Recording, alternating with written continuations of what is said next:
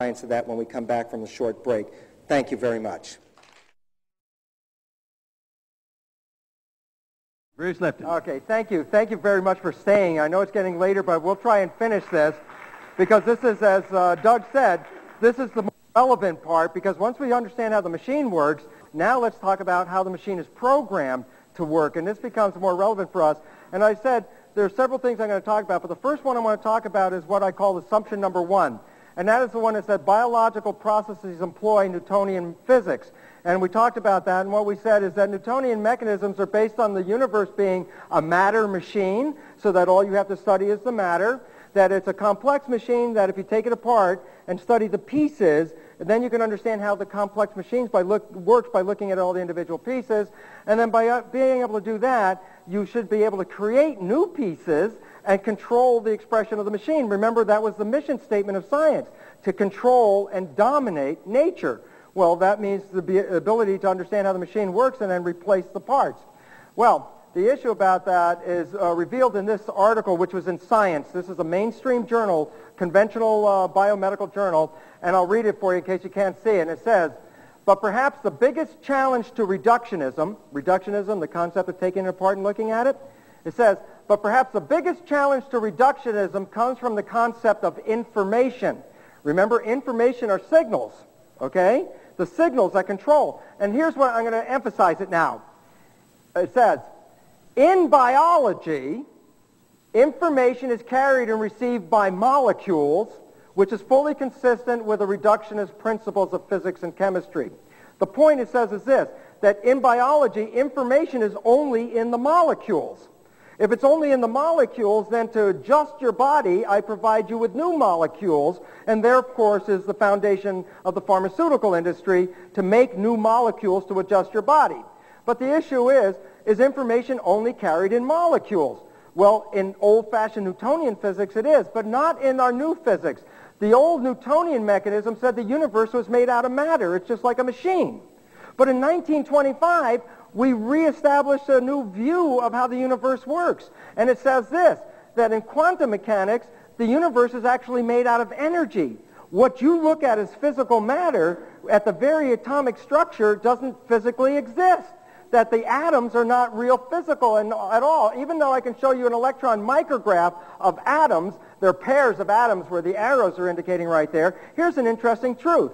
If I take a camera and start to get closer and closer and closer to that atom, that actually I could go all the way through the atom from one side to the other side and not see anything. The closer you get to the atom, the less you see. And the reason is this, that the atom is not physical. The atom is a vortex of energy. So inside the atom is nothing real structural. So we're familiar with the atom on the left, the Newtonian atom. All of us saw it, marbles, ball bearings going around like solar systems and all that. But here's the atom of today, the quantum atom.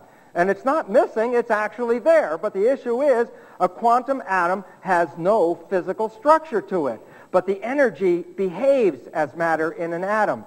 But so the point about it is this. The world of medicine is based on Newtonian mechanics.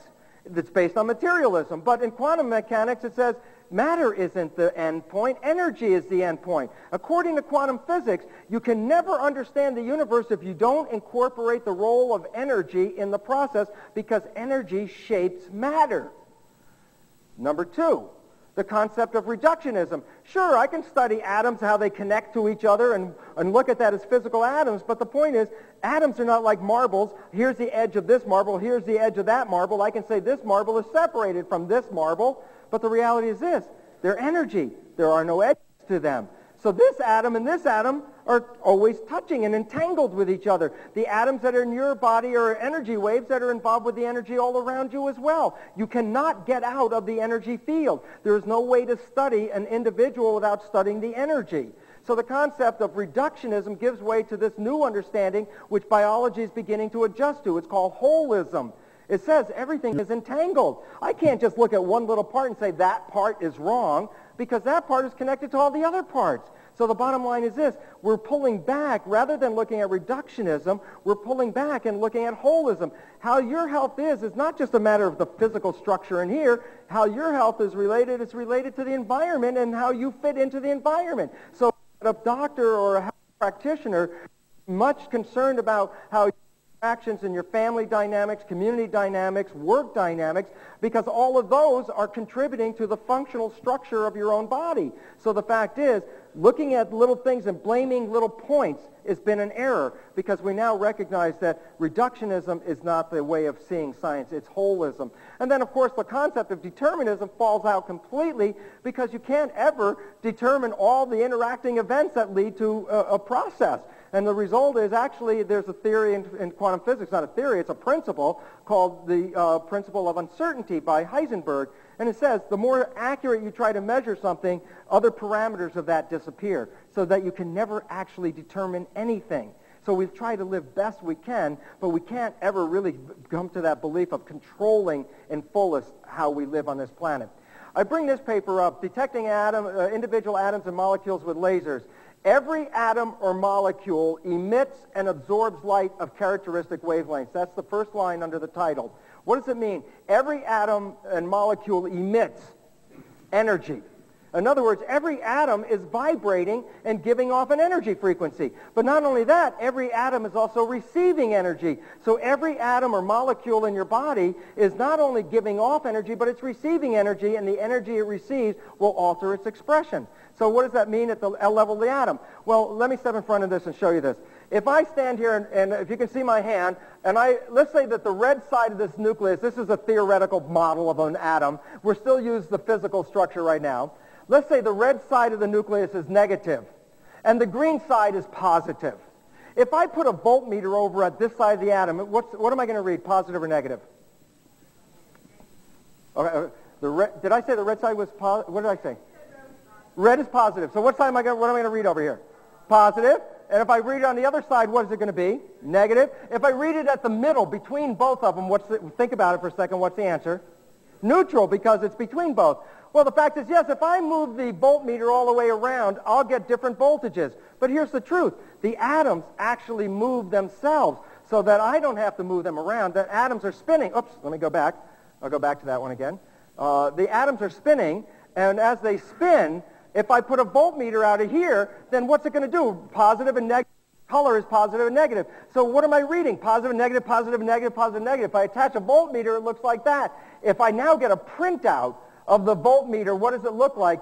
Then you see this wave, that there's positive and negative, and they vibrate at different frequencies. Each atom has a unique characteristic vibrational frequency, and it broadcasts this because the energy is not held at the edge like here, but the energy travels throughout the environment. So when we read an atom, in the old days in our chemistry books, remember we had atomic mass and atomic structure and, the density of atoms. Now, in the new quantum physics books, when you read about an atom, you read about its electrical charges. Its volts. Atoms are measured by volts. And so what we're looking at is atoms have waves of frequency energy, so each atom vibrates at a frequency.